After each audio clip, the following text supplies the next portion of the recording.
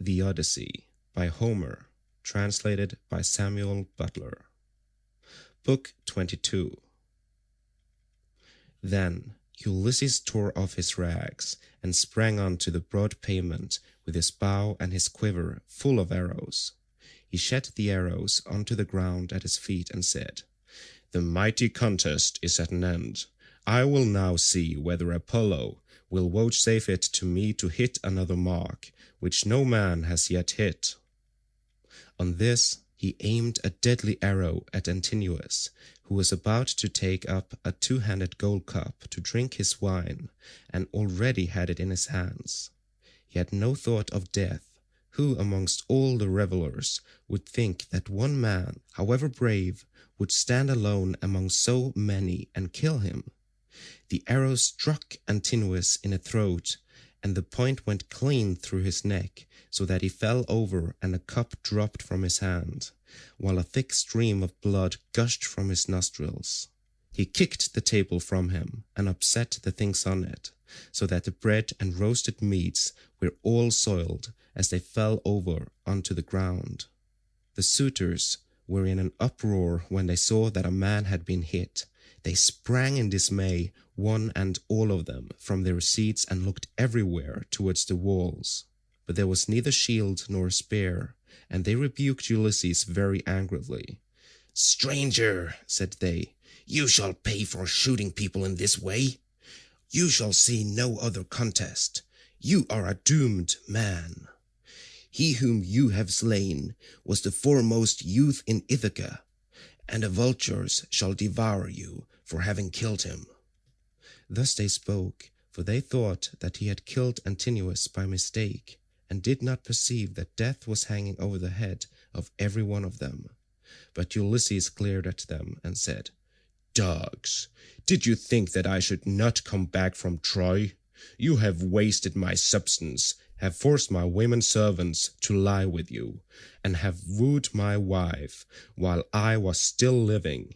You have feared neither God nor man, and now you shall die." They turned pale with fear as he spoke, and every man looked round to see whither he might fly for safety, but Eurymachus alone spoke. "If you are Ulysses," said he, "then what you have said is just. We have done much wrong on your lands and in your house, but Antinous, who was the head and front of the offending, lies low already. It was all his doing. It was not that he wanted to marry Penelope. He did not so much care about that. What he wanted was something quite different, and Jove has not vouchsafed it to him. He wanted to kill your son, and to be chief man in Ithaca. Now, therefore, that he has met the death which was his due, spare the lives of your people.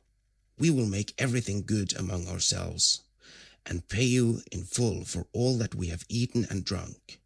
Each one of us shall pay you a fine worth 20 oxen, and we will keep on giving you gold and bronze till your heart is softened. Until we have done this, no one can complain of your being enraged against us."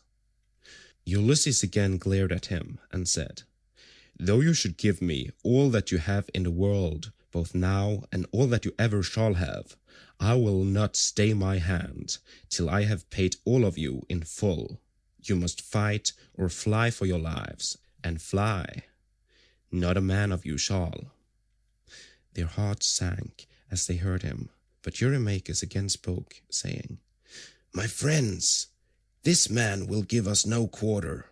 He will stand where he is and shoot us down till he has killed every man among us. Let us then show fight. Draw your swords and hold up the tables to shield you from his arrows. Let us have at him with a rush to drive him from the pavement and doorway.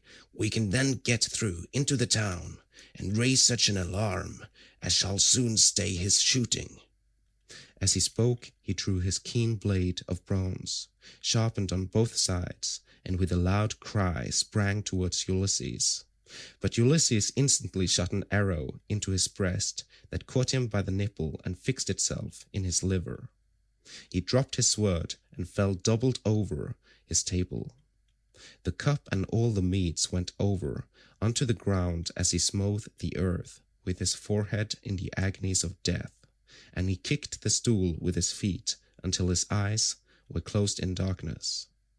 Then Amphinomus drew his sword and made straight at Ulysses to try to get him away from the door, but Telemachus was too quick for him and struck him from behind.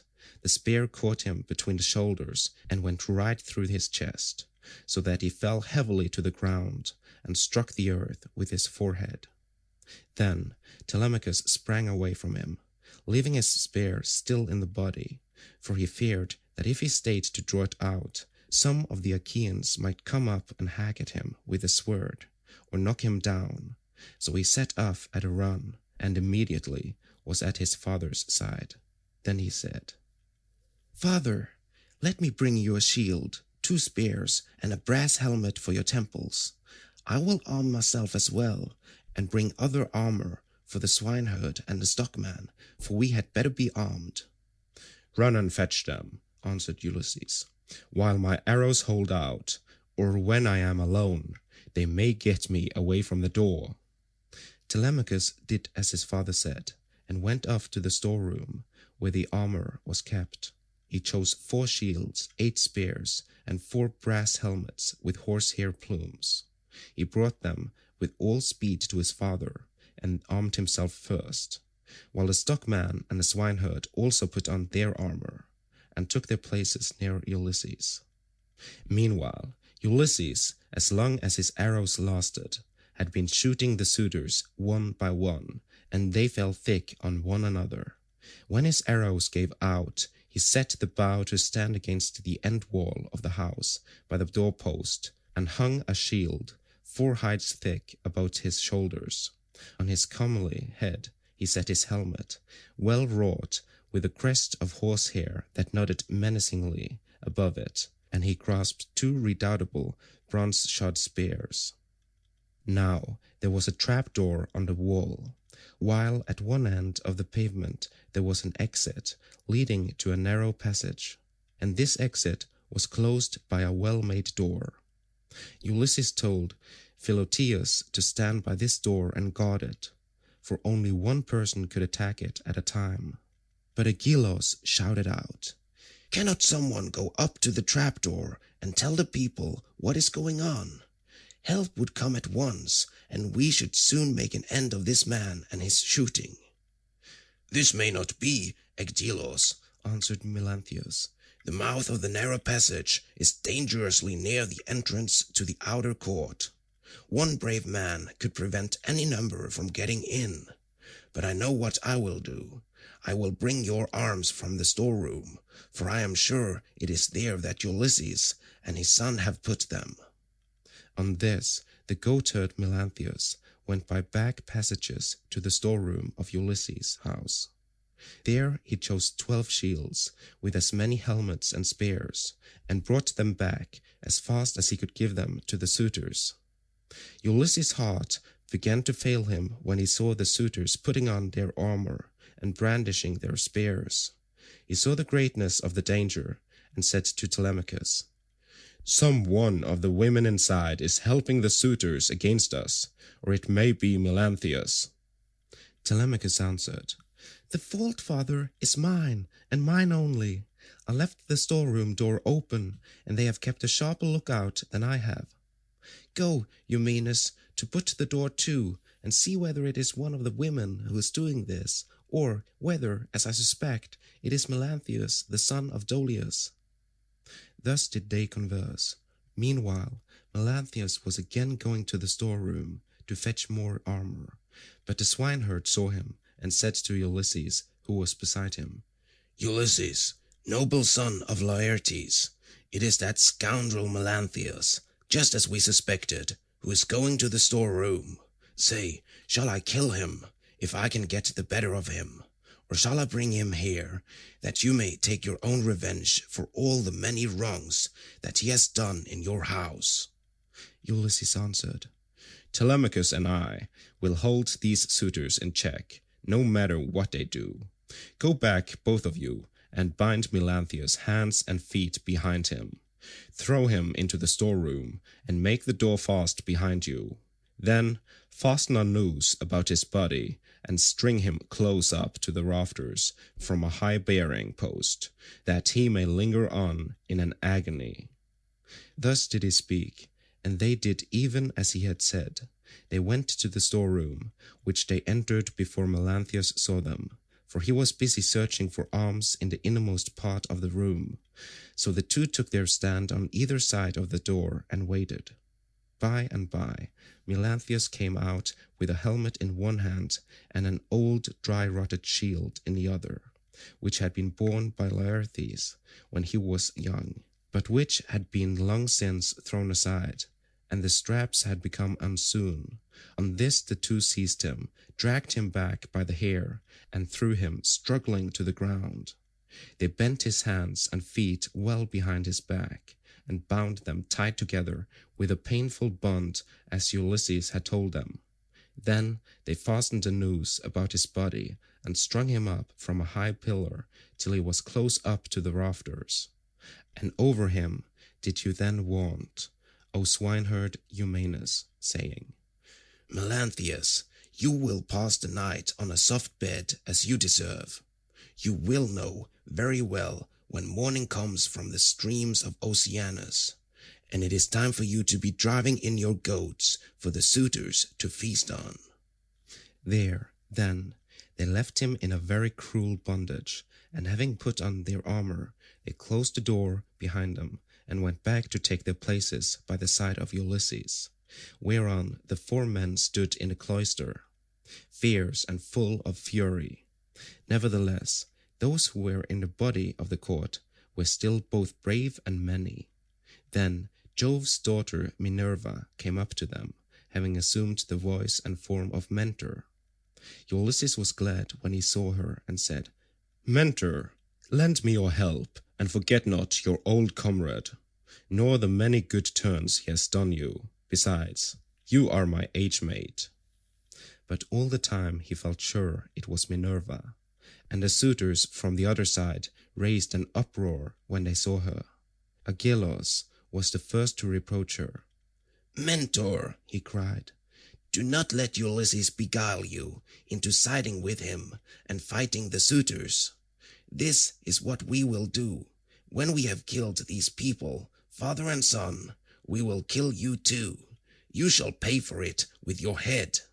And when we have killed you, we will take all you have, indoors or out, and bring it into Hodgepot with Ulysses' property. We will not let your sons live in your house, nor your daughters, nor shall your widow continue to live in the city of Ithaca." This made Minerva still more furious, so she scolded Ulysses very angrily. "Ulysses," said she, "your strength and prowess are no longer what they were when you fought for 9 long years among the Trojans about the noble lady Helen. You killed many a man in those days, and it was through your stratagem that Priam's city was taken. How comes it that you are so lamentably less valiant now, that you are on your own ground, face to face with the suitors in your own house? Come on, my good fellow, stand by my side, and see how Mentor, son of Alcinous, shall fight your foes, and requite your kindnesses conferred upon him." But she would not give him full victory as yet, for she wished still further to prove his own prowess, and that of his brave son. So she flew up to one of the rafters in the roof of the cloister, and sat upon it in the form of a swallow. Meanwhile Agelaus, son of Damastor, Eurynomus, Amphimedon, Demoptolemus, Pisander, and Polybus, son of Polyctor, bore the brunt of the fight upon the suitors' side. Of all those who were still fighting for their lives, they were by far the most valiant, for the others had already fallen under the arrows of Ulysses.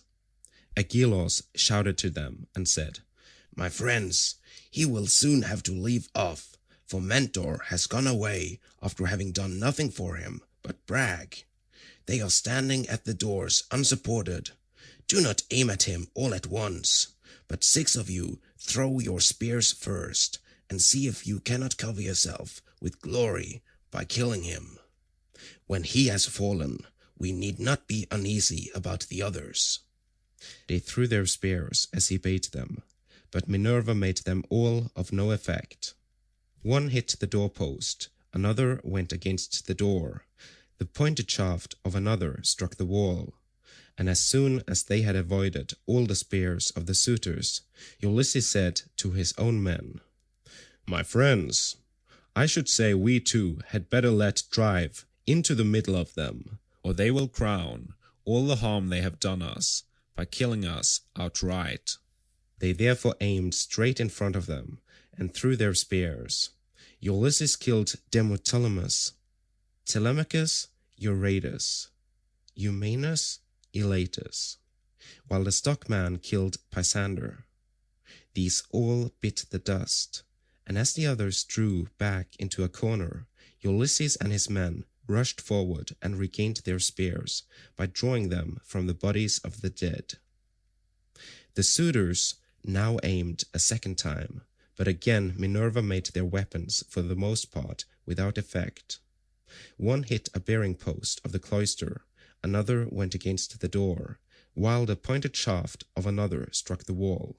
Still, Amphimedon just took a piece of the top skin from off Telemachus's wrist, and Ctesippus managed to graze Eumaeus' shoulder above his shield, but the spear went on and fell to the ground. Then Ulysses and his men let drive into the crowd of suitors. Ulysses hit Eurydamas, Telemachus, Amphimedon, and Eumaeus Polybus. After this the stockman hit Ctesippus in the breast, and taunted him, saying, "Foul-mouthed son of Polytherus, do not be so foolish as to talk wickedly another time, but let heaven direct your speech, for the gods are far stronger than men. I make you a present of this advice, to repay you for the foot which you gave Ulysses when he was begging about in his own house." Thus spoke the stockman, and Ulysses struck the son of Damastor with a spear in close fight, while Telemachus hit Leocritus, son of Evenor, in the belly, and the dart went clean through him, so that he fell forward full on his face upon the ground. Then Minerva, from her seat on the rafter, held up her deadly aegis, and the hearts of the suitors quailed. They fled to the other end of the court, like a herd of cattle maddened by the gadfly in early summer when the days are at their longest. As eagle-beaked, crook-taloned vultures from the mountains swoop down on the smaller birds that cower in flocks upon the ground and kill them, for they cannot either fight or fly, and lookers on enjoy the sport. Even so did Ulysses and his men fall upon the suitors and smite them on every side. They made a horrible groaning as their brains were being battered in, and the ground seethed with their blood. Leiodes then caught the knees of Ulysses and said, "Ulysses, I beseech you have mercy upon me and spare me. I never wronged any of the women in your house, either in word or deed, and I tried to stop the others. I saw them, but they would not listen, and now they are paying for their folly. I was their sacrificing priest. If you kill me, I shall die without having done anything to deserve it, and shall have got no thanks for all the good that I did." Ulysses looked sternly at him and answered, "If you were their sacrificing priest, you must have prayed many a time that it did be long before I got home again, and that you might marry my wife and have children by her. Therefore you shall die." With these words he picked up the sword that Agelaus had dropped when he was being killed, and which was lying upon the ground. Then he struck Leiodes on the back of his neck, so that his head fell rolling in the dust while he was yet speaking. The minstrel Phemius, son of Terpes, he who had been forced by the suitors to sing by them, now tried to save his life. He was standing near towards the trap-door, and held his lyre in his hand. He did not know whether to fly out of the cloister and sit down by the altar of Jove that was in the outer court, and on which both Laertes and Ulysses had offered up the thigh bones of many an ox, or whether to go straight up to Ulysses and embrace his knees. But in the end he deemed it best to embrace Ulysses' knees. So he laid his lyre on the ground between the mixing bowl and the silver-studded seat. Then, going up to Ulysses, he caught hold of his knees and said, Ulysses, I beseech you have mercy on me and spare me. You will be sorry for it afterwards if you kill a bard who can sing both for gods and men as I can. I make all my lays myself, and heaven visits me with every kind of inspiration. I would sing to you as though you were a god. Do not therefore be in such a hurry to cut my head off. Your own son, Telemachus, will tell you that I did not want to frequent your house and sing to the suitors after their meals, but they were too many and too strong for me, so they made me. Telemachus heard him, and at once went up to his father. Hold, he cried. The man is guiltless. Do him no hurt, and we will spare Medon too, who was always good to me when I was a boy, unless Philoctetes or Eumaeus has already killed him, or he has fallen in your way when you were raging about the court. Medon caught these words of Telemachus, for he was crouching under a seat, beneath which he had hidden by covering himself up with a freshly flayed heifer's hide. So he threw off the hide, went up to Telemachus, and laid hold of his knees. Here I am, my dear sir, said he. Stay your hand, therefore, and tell your father, or he will kill me in his rage against the suitors, for having wasted his substance and been so foolishly disrespectful to yourself. Ulysses smiled at him and answered, Fear not, Telemachus has saved your life, that you may know in the future and tell other people how greatly better good deeds prosper than evil ones. Go therefore outside the cloisters into the outer court, and be out of the way of the slaughter, you and the bard, while I finish my work here inside. The pair went into the outer court as fast as they could, and sat down by Jove's great altar, looking fearfully round, and still expecting that they would be killed. Then Ulysses searched the whole court carefully over, to see if anyone had managed to hide himself and was still living, but he found them all lying in the dust and weltering in their blood. They were like fishes, which fishermen have netted out of the sea, and thrown upon the beach to lie gasping for water, till the heat of the sun makes an end of them. Even so were the suitors lying all huddled up, one against the other.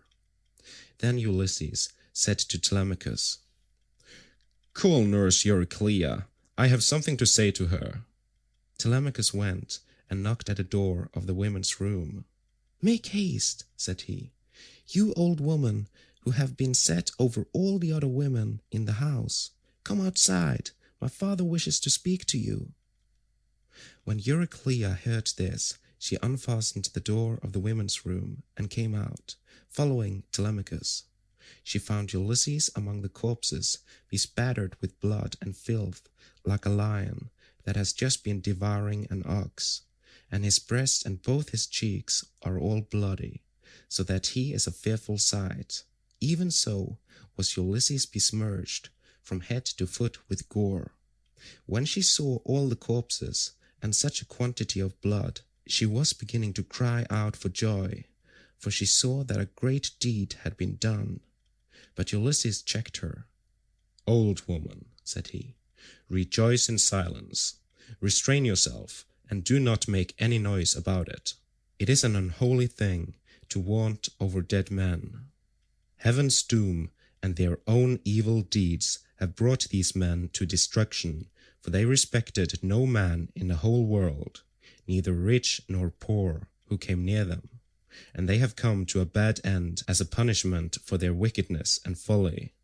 Now, however, tell me which of the women in the house have misconducted themselves, and who are innocent." "I will tell you the truth, my son," answered Euryclea. "There are 50 women in the house whom we teach to do things such as carding wool and all kinds of household work. Of these, 12 in all have misbehaved, and have been wanting in respect to me, and also to Penelope. They showed no disrespect to Telemachus, for he has only lately grown, and his mother never permitted him to give orders to the female servants. But let me go upstairs and tell your wife all that has happened, for some god has been sending her to sleep." "Do not wake her yet," answered Ulysses, "but tell the women who have misconducted themselves to come to me." Euryclea left the cloister to tell the women, and make them come to Ulysses. In the meanwhile he called Telemachus, the stockman, and the swineherd. "Begin," said he, "to remove the dead, and make the women help you. Then get sponges and clean water to swill down the tables and seat. When you have thoroughly cleansed the whole cloisters, take the women into the space between the domed room and the wall of the outer court, and run them through with your swords till they are quite dead, and have forgotten all about love and the way in which they used to lie in secret with the suitors." On this the women came down in a body, weeping and wailing bitterly. First they carried the dead bodies out and propped them up against one another in the gatehouse. Ulysses ordered them about and made them do their work quickly, so they had to carry the bodies out.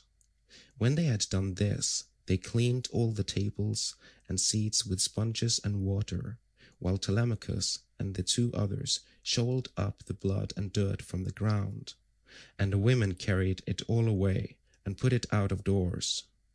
Then, when they had made the whole place quite clean and orderly, they took the women and hemmed them in the narrow space between the wall of the domed room and that of the yard, so that they could not get away. And Telemachus said to the other 2, "I shall not let these women die a clean death, for they were insolent to me and my mother, and used to sleep with the suitors." So saying, he made a ship's cable fast to one of the bearing posts that supported the roof of the domed room, and secured it all around the building at a good height, lest any of the women's feet should touch the ground, and as thrushes or doves beat against a net that had been set for them in a thicket just as they were getting to their nest, and a terrible fate awaits them. Even so did the women have to put their heads in nooses one after the other and die most miserably. Their feet moved convulsively for a while, but not for very long. As for Melanthius, they took him through the cloister into the inner court. There they cut off his nose and his ears. They drew out his vitals and gave them to the dogs raw, and then in their fury they cut off his hands and his feet. When they had done this, they washed their hands and feet and went back into the house, for all was now over. And Ulysses said to the dear old nurse Euryclea, "Bring me sulphur, which cleanses all pollution, and fetch fire also, that I may burn it, and purify the cloisters.